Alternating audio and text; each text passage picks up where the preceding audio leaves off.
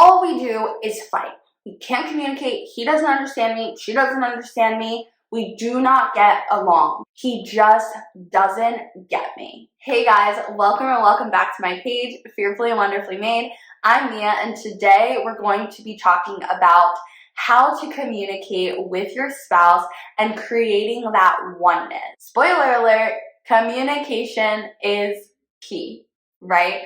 If you've been married for any amount of time, you know just how vital and important it is that you and your husband are on the same page, especially if your goal is to have oneness in your marriage, which for all of us, we're assuming that it is. With that being said, I do just want to preface that good communication is not information transfer. Like, yep, I have work at 9, you have work at 6, we're going to be going out this place on Saturday. That is just transferring information. Good communication is not positive compliments. You're so beautiful. I love that outfit. You look great. That's amazing. And if you're my husband, I love to hear that. However, that is not the essence of good communication. Additionally, good communication is not, we don't fight. Even if you are not verbally fighting with each other, if you are not having successful communication, one of you or both of you are having some type of emotional turmoil that you're not able to express yourself to your spouse, you're not having deep enough conversations with your spouse for there to be anything to fight about.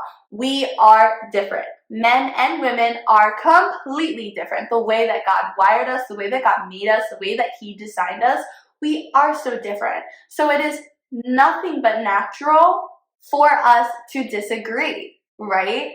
The thing is that we should be submitting ourselves to each other, and that we should be hearing each other out and learning and growing and helping one another on. Because two are simply better than one. If one is getting their way all the time, how are they benefiting from having two? With all that being said, what good communication does consist of is number one, open and honest. You want to be able to communicate your heart and how you're feeling, and you want to be able to have somebody that is there for you that is going to receive that. And not necessarily that means that they'll agree with you, but that you have that ability in your relationships to do that. Number two, that the communication is transparent. What I mean by that is it's not something that's hidden, right? So transparent communication is you just being upfront with the things that are going on in your life. And then moving into number three, which is vulnerable. That is not just stuff that like your spouse or significant other would know by like seeing like, oh, you got your hair cut. Like obviously that's transparent, they can see it, you got your hair. But being vulnerable with like, hey, like actually I cut my hair because of X, Y, and Z, all these underlying issues. This is not a great example, but I'm running with it. Maybe you cut your hair because of some type of way that you were feeling about how you looked. Whatever the case may be, that is the third component of good communication, which is just that it is vulnerable. With all that being said, how do we get there? What does that look like? What are the stepping stones in order to get from where you are now to where you want to be? So what we're going to go through now is the different levels of communication. And while we go through these, I just want you guys to be cognizant of what level you're at with your spouse. Obviously, every single conversation doesn't have to be level 5 conversations all the time. Sometimes you want to be having those level 1 conversations just to keep that like amiable friendship alive, but also just because we don't want things to be so heavy all the time. If things are always super light, that's where you get into that we don't fight like conundrum.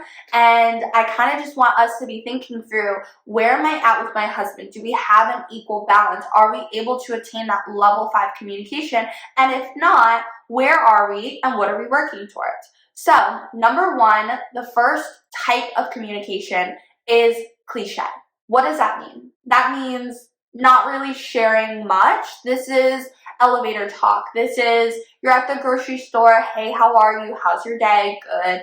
There's nothing really to it. There's no substance here. It's just passing. My husband gets home from work, a little kiss, he's gonna go take a shower. Hey, how are you? How was your day? Good, good, whatever.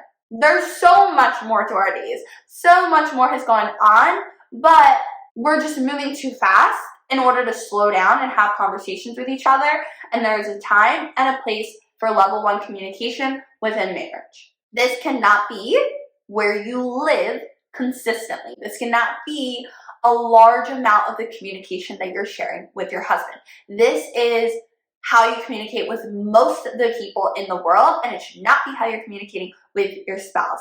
You'll see as we continue that the way of communication does slim down. It's kind of like a funnel. So moving on to the second level of communication, that is factual. So what that means is sharing things that you know with people, like Christmas is in X amount of days, or this Sunday the Eagles are playing. Things that you know for a fact. You're not worried that you're wrong about something. This isn't really somebody that you know. This isn't somebody that you're super close with. Maybe you're just like out and about and somebody is asking you a question about something that you do feel comfortable sharing because you know for a fact it is what it is. Yes, there's this many days left till Christmas, or yes, this sports team is playing on Saturday. That's stuff that you know. It's not necessarily anything super revealing about you. It's just something that you feel comfortable sharing. That might not just be everybody. That might be like a smaller group of people that you're doing that with. But getting even smaller, the third level of communication is opinions. Now, this is sharing what you think about things. So that is where you will see that is much slimmer. We are very more reserved with who we share our opinions with, whether that is our political beliefs, our spiritual beliefs, whatever our opinions are, we are very selective about who we share that information with. And then there's kind of that like sub-level of like fact sharing and opinion sharing where we're sharing what we think we know is fact and is like not in fact an actual fact. That's also its little subcategory between level 2 and level 3 there. With that being said, this is where you're getting into that relationships zone. So not all the time necessary, but it is getting a little bit closer to where you should be at in your relationships, because we should be open in our relationships enough to share what our opinion is on something. We should have that relationship in order to be one with your spouse. We should be able to, communicate to them what our opinion is on something. And again, that does not mean that we have to agree. That doesn't mean that if I'm sharing my opinion with you, you have to agree with my opinion and my view on everything. And if you don't, we're not friends. That doesn't even make sense, guys. The point of sharing your opinion is that you would be known, and in growing towards oneness, the biggest thing is sharing who you are with somebody. Now, maybe there's some refining that needs to be done with that, and that is why we are reclusive in sharing what our actual opinions are, because we know that it's not going to go over well. We know that maybe it's wrong. That is why marriage is so important, because it is so refining in that way. So, moving into the fourth category, that is transparent communication. Now, like I said, in good communication, which we should be having in our marriage, transparent is that I am revealing myself. I am sharing with you what I feel about a certain situation, not just my opinions, but like why, maybe some of the driving factors behind that. This is where the funnel gets very limited. Who we are transparent with and what we share with this group of people is so select, because we're now kind of peeking through that curtain of, this is who I am, this is how I feel, this is what I think about these situations, why, but also the feelings behind that. Moving on to the fifth level, and that is vulnerability. So in order to have honest and open conversation, it has to be true, which is the honest part. It has to be transparent in that it's not something that you're hiding from your spouse. And then 3, that it is vulnerable, that you are sharing things with your spouse that maybe otherwise they would have never even known, at all. This level 5 category is your spouse and maybe 1 or 2 other people in your life that you genuinely have that, like, I can fully be me. And it is a gift. Like, the people that you can share yourself with this openly and this vulnerably is such a gift, that you have people in your life that you can be honest with and that can know you and encourage you and equip you. When we are in a relationship that makes us feel safe enough to share who we are and to get to this level 5, that is how we move towards oneness. So before we wrap this up, I do just want to share that when you are on the receiving end of somebody's transparency and vulnerability, to not have your initial reaction be one of anger or resentment or just like a quick reaction. We want to be digestive. We want to be receptive. We do not want to be encouraging bad behavior or things like that, but we do want to encourage our spouses or significant others being open with us.